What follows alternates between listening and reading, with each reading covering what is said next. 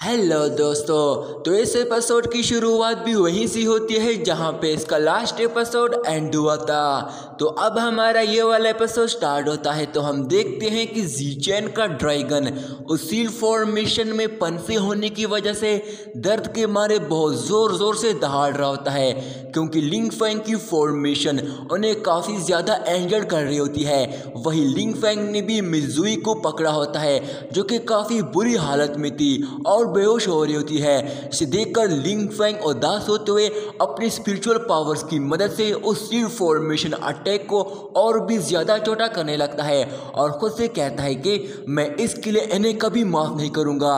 वहीं वो ड्रैगन उस पावरफुल सील फॉर्मेशन की वजह से निकल नहीं पा रहा होता है और लिंग फैंग से कहता है तुम मुझसे क्या चाहते हो। अब नीचे बाकी सभी डिसेबल्स भी ये सब देख रहे होते हैं, जिस पर लिंग फैंग उसे जवाब देता है कि क्यों अब तुम्हें डर लग रहा है। जिस पर ज़ीचेन का ड्रैगन उसे कहता है कि तुम बहुत ही बड़ी गलती करने जा रहे हो। इस पूरे कॉन्टिनेंट में मेरा क्लैन सबसे पावरफुल है, अगर तुमने मुझे टच भी किया तो तुम यहाँ से जिंदा बचकर नहीं जा पाओगे। जिस पर लिंग फैंग जवाब देता है कि मुझे इस बात से फर्क नहीं पड़ता, तुम लोगों ने मेरी सिस्टर को नुकसान पहुँचाया है, इसकी कीमत तो चुकानी पड़ेगी।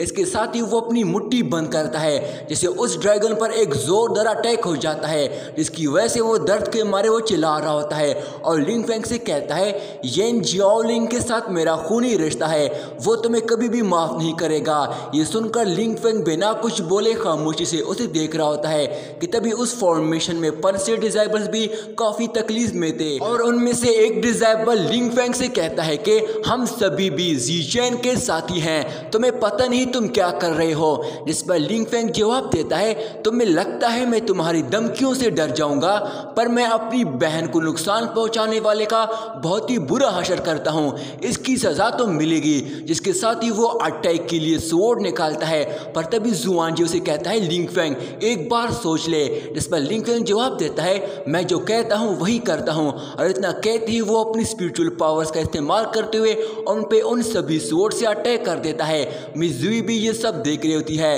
अब तभी दूसरी तरफ लिंग फैंग के सभी स्वॉर्ड अटैक को डिफेंड करने के लिए वो सभी डिसेबल अपनी शील्ड बैरियर से उसे रोककर डिफेंड करने की कोशिश करते हैं, पर वो काफ़ी पावरफुल स्वॉर्ड होती है जो कि आसानी से उस शील्ड बैरियर को तोड़ते हुए उन पे अटैक कर देती है, जिससे वो सभी डिसेबल काफ़ी इंजर्ड हो जाते हैं। ये देखकर एक डिसेबल कहता है लिंग फैंग में तो काफ़ी हिम्मत है जो कि ज़ीचेन को भी जख्मी कर दिया।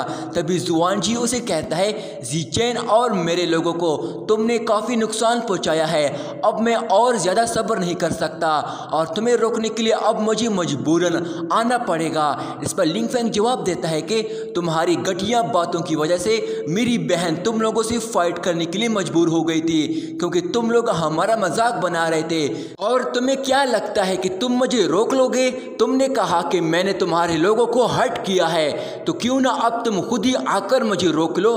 जिस पर तुरंत ही जुआनजी जवाब देता है कि इतना घमंड सही नहीं है, तुम ईवल ऑफ नेशन को प्रोटेक्ट कर रहे हो, इससे हर कोई मर सकता है। मैंने तुम्हें काफ़ी बार मौका दिया और तुम बाज नहीं आ रहे हो, तुमने अपनी हद पार की है जिससे मेरे लोगों को तुमने नुकसान पहुंचाया है, आज मैं तुम्हें इसकी सजा देकर ही रहूँगा। इसके साथ ही वो अपनी स्पिरिचुअल पावर्स को एक्टिवेट करता है और कहता है तुम्हें सबक सिखाने के बाद दोबारा ऐसा करने की तुम हिम्मत भी नहीं करेगा। इसके साथ ही वो अपनी पावर्स की मदद से उस टाइगर बीस्ट की स्टैटू को एक्टिवेट करने लगता है। तभी एक डिसेबल मिस ल्यूली से कहता है कि मिस ल्यूली हमारे साथ मिलकर साउथ तियानजिमिन के डिसेबल्स को सबक सिखाते हैं। जिस पर मिस ल्यूली तुरंत ही उसे रोकते हुए जवाब देती है कि ये मामला इतना भी खराब नहीं हुआ है, इतनी जल्दी तुम लोग ये कैसे सोच सकते हो। जिस पर वो डिसेबल जवाब देता है ये बात साफ है कि मिजुई एक डीमन है, तो इंतजार किस बात का, इनके सभी डिसेबल्स को जान से मारना होगा।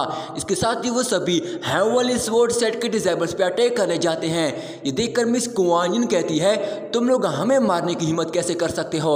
इसके साथ ही वो सभी डिसेबल्स भी मिलकर उन पे अटैक करने के लिए उनकी तरफ भाग जाते हैं और यहाँ पे इन डिसेबल्स के बीच फाइट शुरू हो जाती है।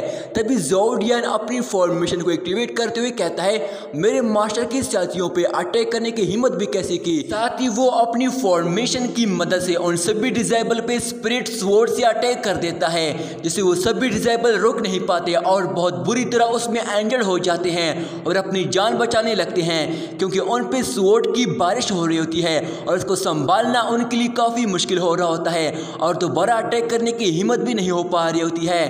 तभी ज़ोर्डियन उनके पास आके कहता है, तुम लोगों ने मेरे मास्टर की बेइज्जती करने की सोची भी कैसी। और उसे देखकर एक डिसेबल हैरान होते हुए कहता है, लिंग फेंग के पास तो निर्वाणा लेवल का स्पिरिचुअल पेट है। जिस पर हेवनली स्वॉर्ड सेट का एक डिसेबल जवाब देता है कि हाँ सही कहा, ब्रदर लिंग फेंग का पेट निर्वाणा स्टेज का कल्टीवेटर है। अब देखता हूँ कैसे तुम लोग हमें मारने की हिम्मत कर सकते हो।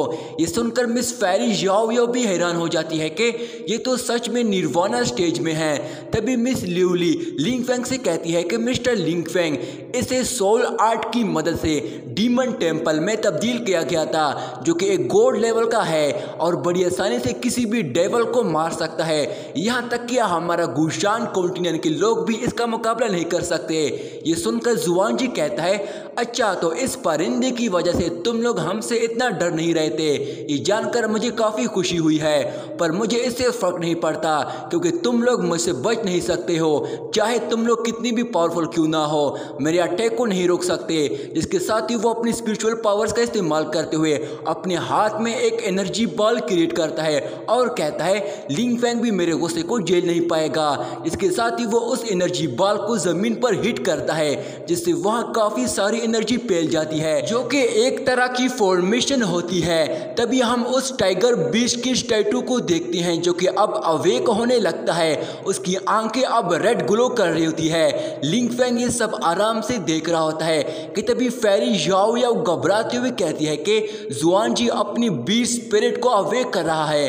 तभी लिंग फेंग देखता है कि वो टाइगर बीस्ट का स्टैटू अवेक हो गया और वो वापस अपनी फॉर्म में आ जाता है, जो कि बहुत ही गुस्से में लग रहा होता है और काफी भयानक भी होता है। इसे देखकर एक डिसेबल हंसते हुए कहता है, ये स्टोन बीस्ट भी एक निर्वाणा स्टेज का मॉन्स्टर है। देखता हूँ अब लिंग फेंग इसे कैसे बचता है। तभी वो टाइगर बीस्ट मॉन्स्टर भूखी जानवर की तरह गुस्से के साथ लिंग फेंग की तरफ आगे बढ़ने लगता है।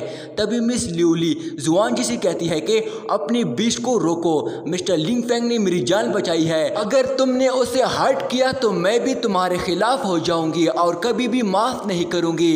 जिस पर जुआनजी उसे जवाब देता है कि सिस्टर लिउली, क्या आप एक बाहर वाले की खातिर तुम मेरे साथ ऐसा करोगी? ये सुनकर काफी मुझे बुरा लगा। तुम उन लोगों का साथ देना चाहती हो जो तुम्हारा कभी भी नहीं हो सकते। तभी हम लिंग फेंग को देखते हैं, जो कि अभी भी बिना कुछ किए खामोशी से उस टाइगर मॉन्स्टर बीस्ट को अपने पास आते हुए देख रहा होता है। वहीं ये देखकर मिस कुआनजिन और बाकी सभी उसके साथी काफी घबरा रहे होते हैं। पर तभी जुआनजी अपनी पावर्स की मदद से उस टाइगर मॉन्स्टर बीस्ट से लिंग फेंग पे अटैक करवाता है और टाइगर मॉन्स्टर बीस्ट जैसे ही लिंग फेंग पे अटैक करता है कि तभी से पहले ही लिंग फेंग उसके ऊपर एक थंडर फॉर्मेशन एरे क्रिएट करता है और फिर तुरंत ही उस पे थंडर बोल्ट से अटैक करवा देता है, जिससे वो उस फॉर्मेशन की मदद से उस टाइगर मॉन्स्टर बीस्ट पे थंडर बोल्ट लाइटिंग से अटैक करवाता है। ये थंडर अटैक इतना ज्यादा था कि उस टाइगर बीस्ट को उस फॉर्मेशन से निकलना भी मुश्किल होने लगता है और वो उसमें ही सील हो जाता है। वो काफी अटैक करने की कोशिश करता है, पर वो थंडर फॉर्मेशन काफी पावरफुल होती है, जिस वजह से उसका कोई भी अटैक उस पर असर नहीं होता। नीचे ये सभी डिसेबल ये देखकर काफी हैरान थे कि वो एक पावरफुल टाइगर मॉन्स्टर बीस्ट था और लिंग फेंग के एक ही फॉर्मेशन में उसकी पट गई। और यहीं पे दोस्तों हमारा ये वाला एपिसोड यहीं पे एंड हो जाता है। दोस्तों इस सीरीज का अगला एपिसोड भी मैं जल्दी अपलोड करने की कोशिश करूंगा।